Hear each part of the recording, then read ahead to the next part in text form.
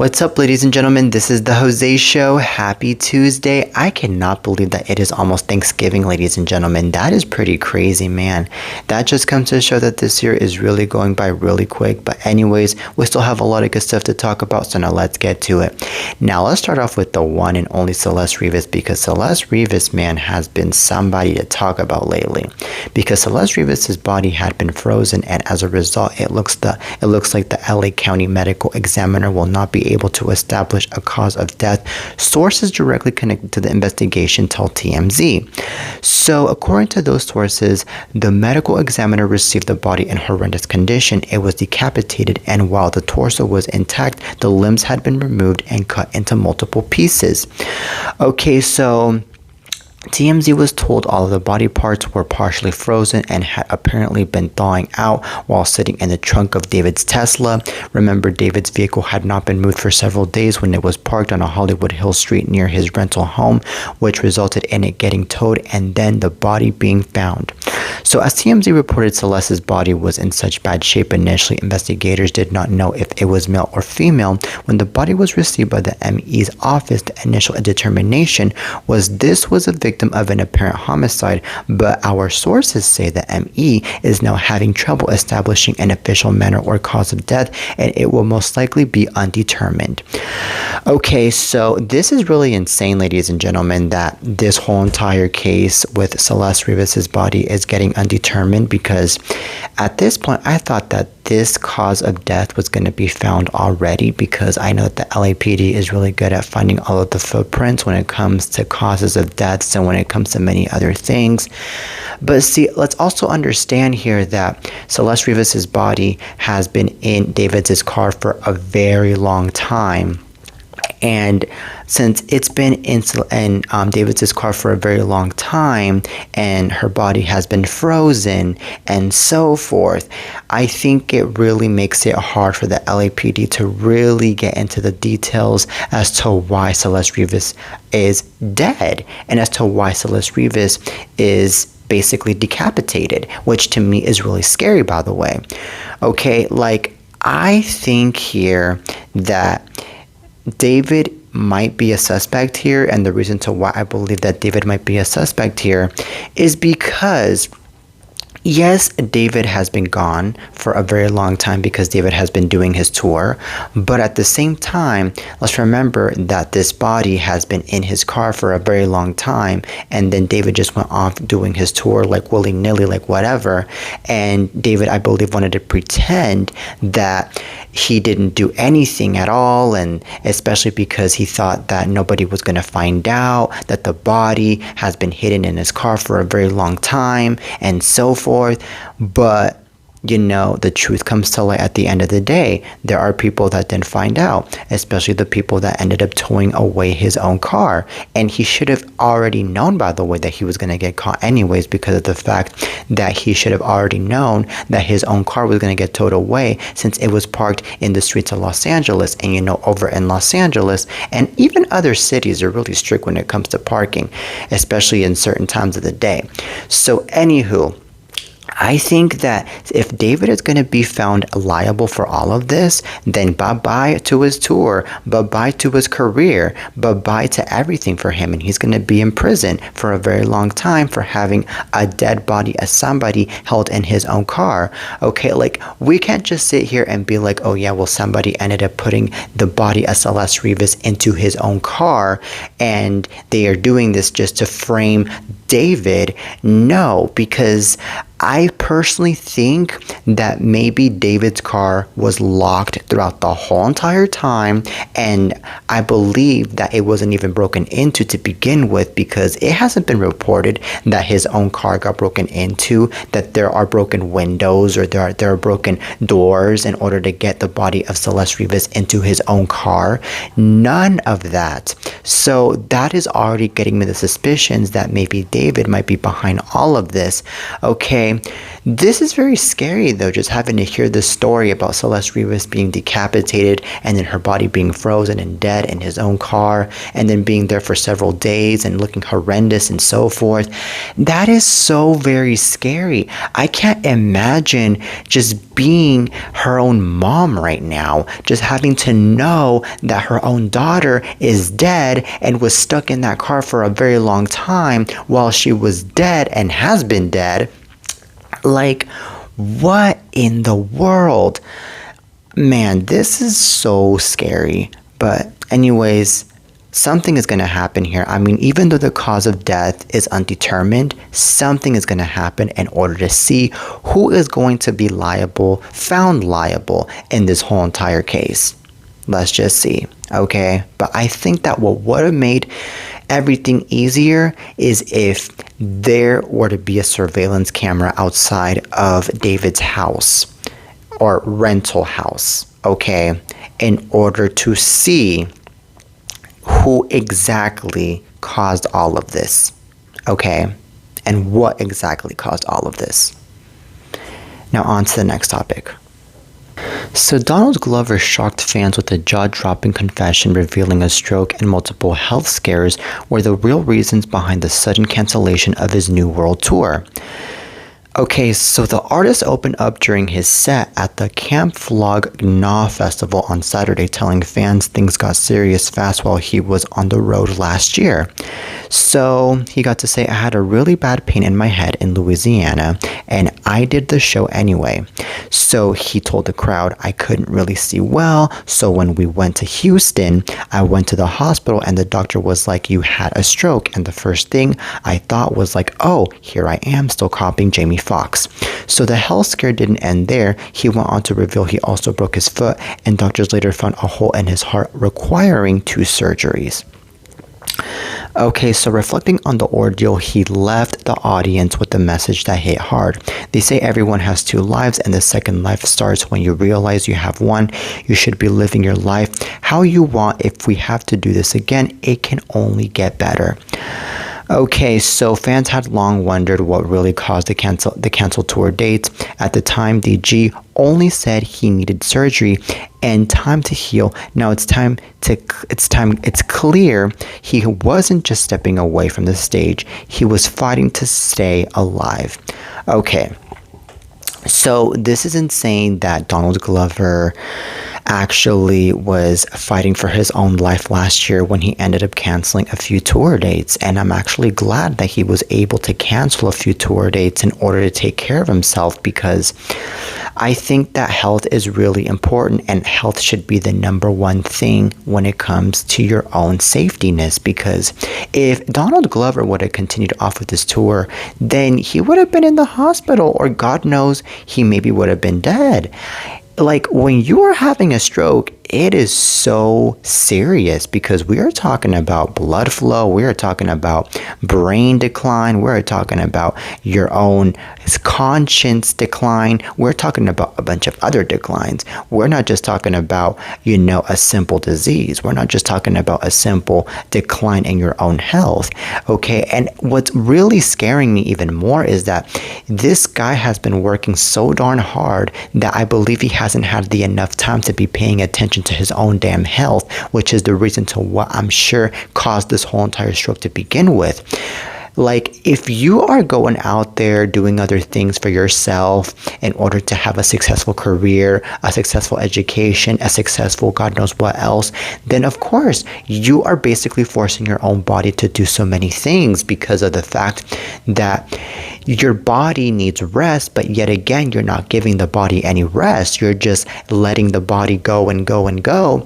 And it's a huge abuse for your own body. And then later on, your body is like, nah, I can't take it anymore. That then there goes the stroke. I think that is definitely the case with Donald Glover, because I know that Donald Glover is a very hardworking person that has always paid so much dedication to his own career that he has been putting his own career before his own health, and he's been putting his own fans before himself. And I mean, that's amazing that he's that kind of artist that puts his own fans before himself, and he's been really dedicated to his own fans. He's been so dedicated to his own career and so forth. But man, I think that Donald Glover is too young to die, first and foremost. And I believe that Donald Glover is somebody that is a human being to begin with that deserves to have a life for his own self. And he needs to really acknowledge all of that. It's definitely not easy, of course, having to put your own self before your own career and before everything else. But you know, at the end of the day, I mean, it's those things that really are important. And let's also remember that, yes, there are fans that I'm sure would be very disappointed, and I'm sure were already disappointed last year when all of these tour dates were getting canceled because of the fact that Donald Glover was having a health decline. However, let's also remember that these fans should have really understood, or at least gotten a little suspicious and been like, oh my God, well, I wonder what is going on with Donald Glover as to what led him to cancel these tour dates. Okay, especially because all of these fans out there, they need to completely understand that when an artist gets to be canceling tour dates, it's for a reason. It's not just because. Okay, let's have a little consideration for the artist first and foremost, and that's it. Okay. But it's really interesting how now, like 1 year later, he is going off confessing all of these things about his own health scare.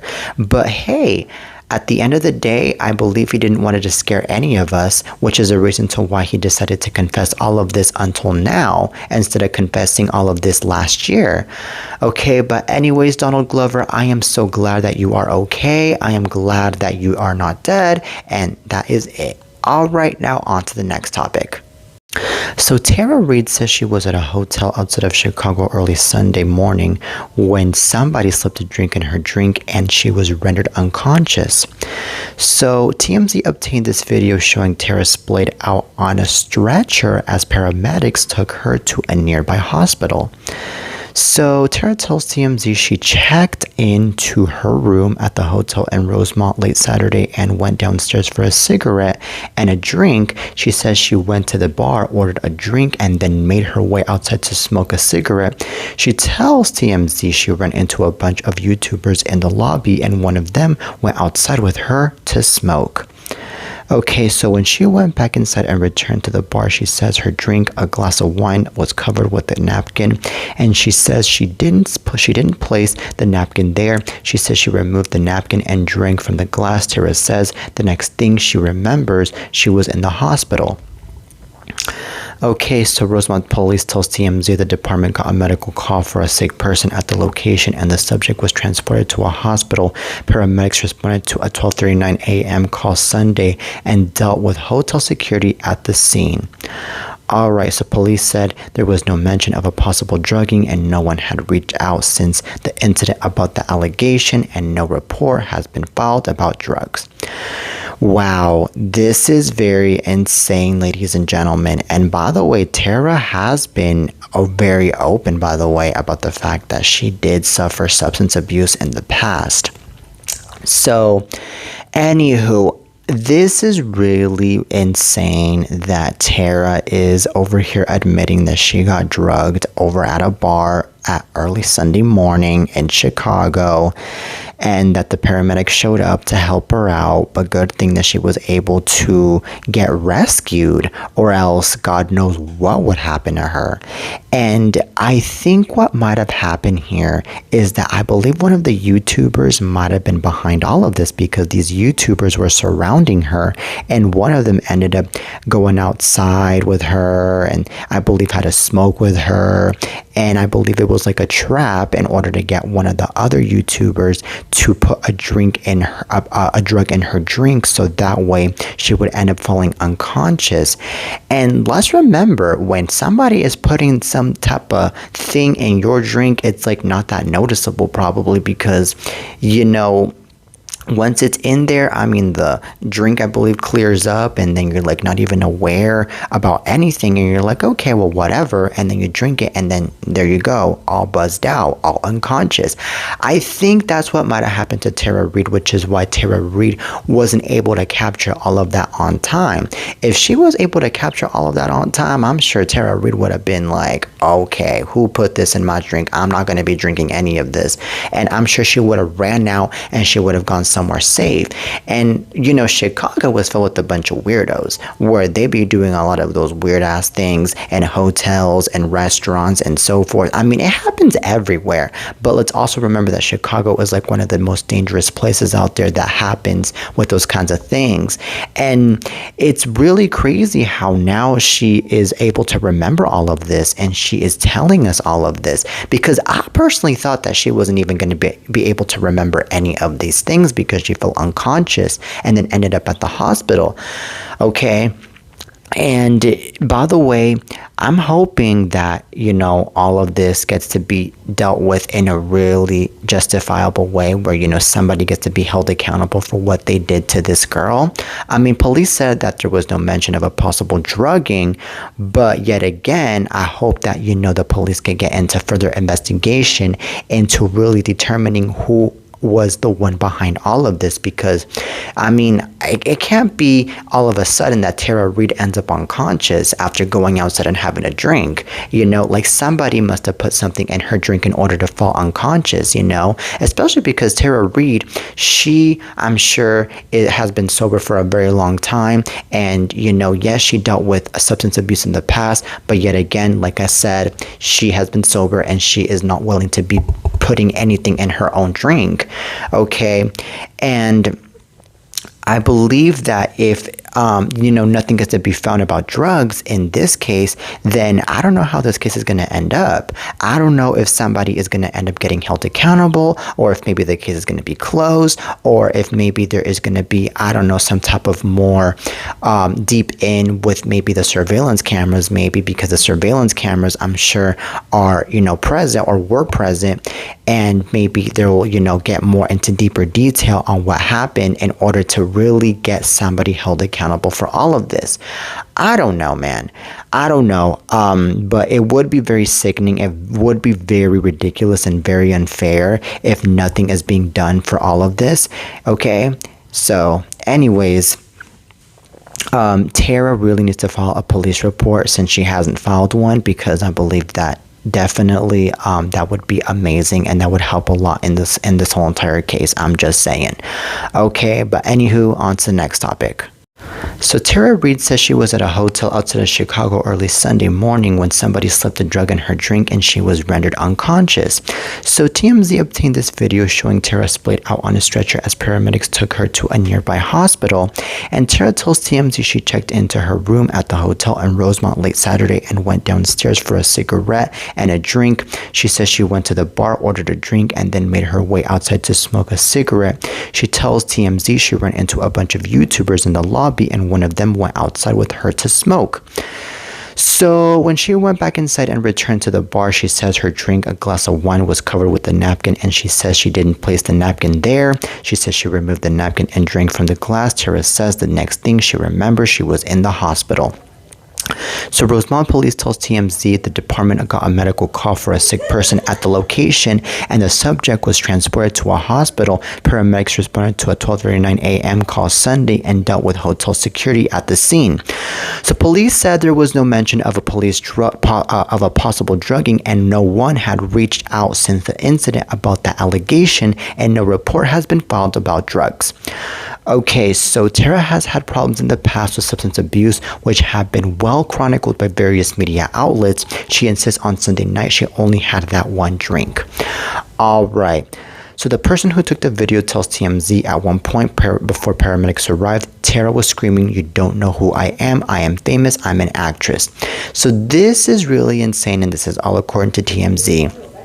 Something tells me here that one of the YouTubers was behind the fact that Tara got drugged, because I believe that since only one of the YouTubers got to go outside and have a smoke with Tara, I believe that the rest of the YouTubers got to stay inside and get really sneaky, and then they ended up putting a drug in the drink of Tara, and they thought that Tara wasn't going to notice, which by the way she didn't notice, because I believe that the drug got very cleared up into the drink, that Tara didn't notice, that then Tara ended up drinking the drink and then she fell unconscious from there.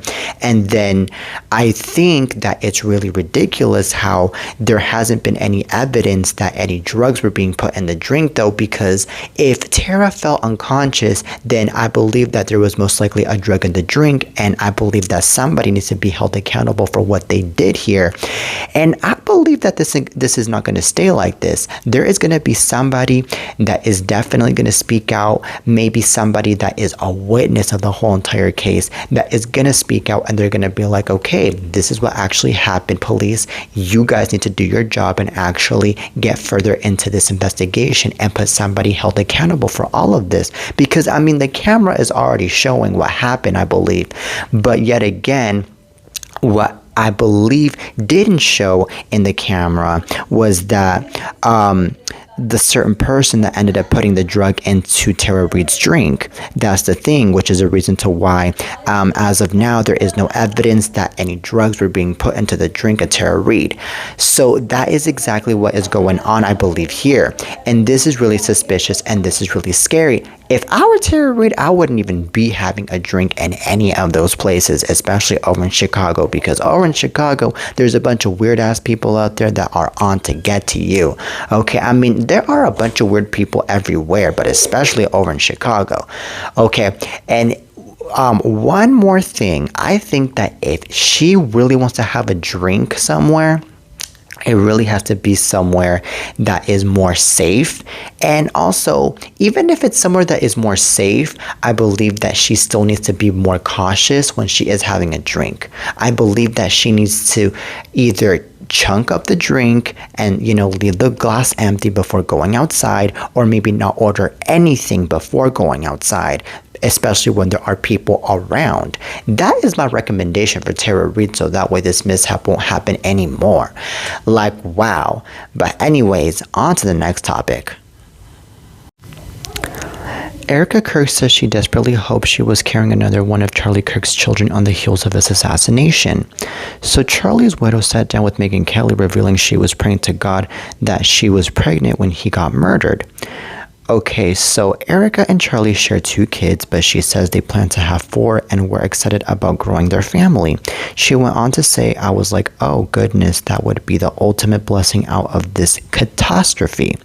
So the Turning Point USA CEO says she's now encouraging young couples not to put off having kids, especially to young women who she says can always build a career later but can't just go back to having children. So, as we all know, Charlie Kirk was tragically shot in the neck and killed during a Utah college campus speaking engagement, leading to 22-year-old Tyler Robinson being arrested and charged with murder. Okay, so Erica forgave Charlie's killer at her husband's memorial service in Arizona, and she also accepted the Presidential Medal of Freedom that President Donald Trump awarded to Charlie after his death. Okay, so personally here, I feel so heartbroken for poor Erica Kirk that she lost her own husband. I feel so heartbroken because Charlie Kirk was a good person, and I think that no one should get murdered. No one should get harmed at all whatsoever. And I believe that no one deserves to get murdered after having their own freedom of speech. Okay, freedom of speech should be saved. Freedom of speech should be valid. It should be acceptable, and we should all feel safe to be speaking out for what we believe, regardless of what political party we are in.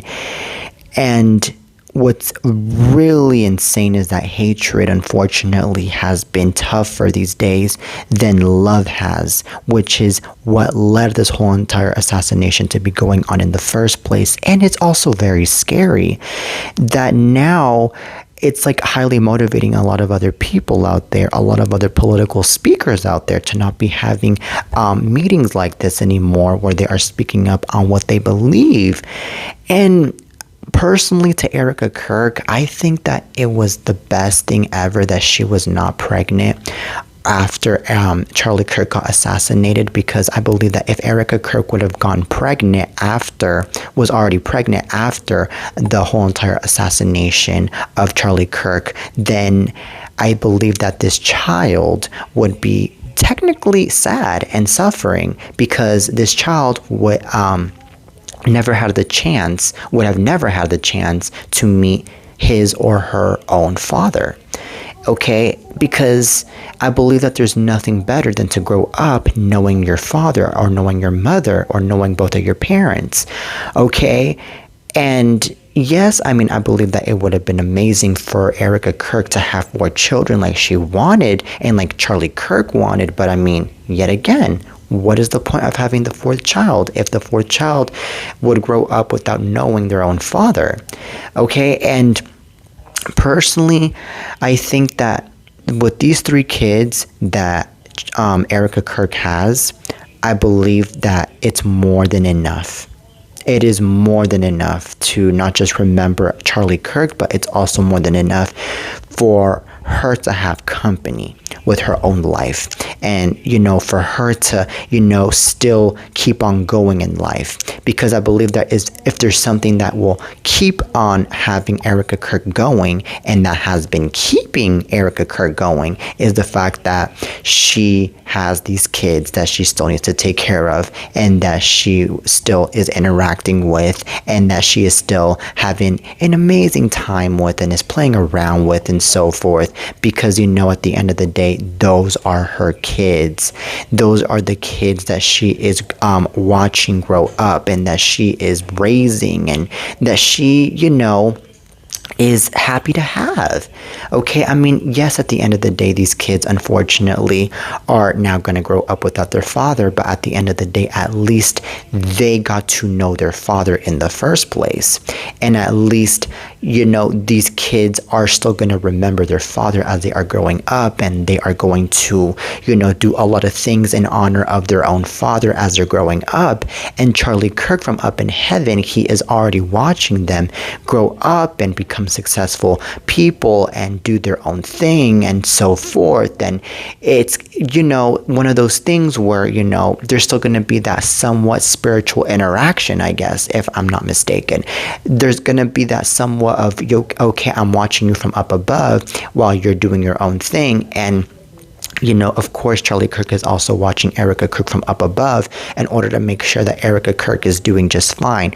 Of course. So, I mean, may Charlie Kirk rest in peace. He was one of the most bravest commentators of all time, especially in the Republican Party, that really spoke up for what he believed, and he defended on what he believed, and that was something to praise for. And I am not a Republican. I've never been a Republican, but at the end of the day, I do respect on what he did and on what he believed. And I believe that Charlie Kirk's legacy will forever live on. That is for sure. Okay, but anywho, that is it for today's show, ladies and gentlemen. I really hope you guys enjoyed today's lovely episode of the Jose Show. Till next time, and peace.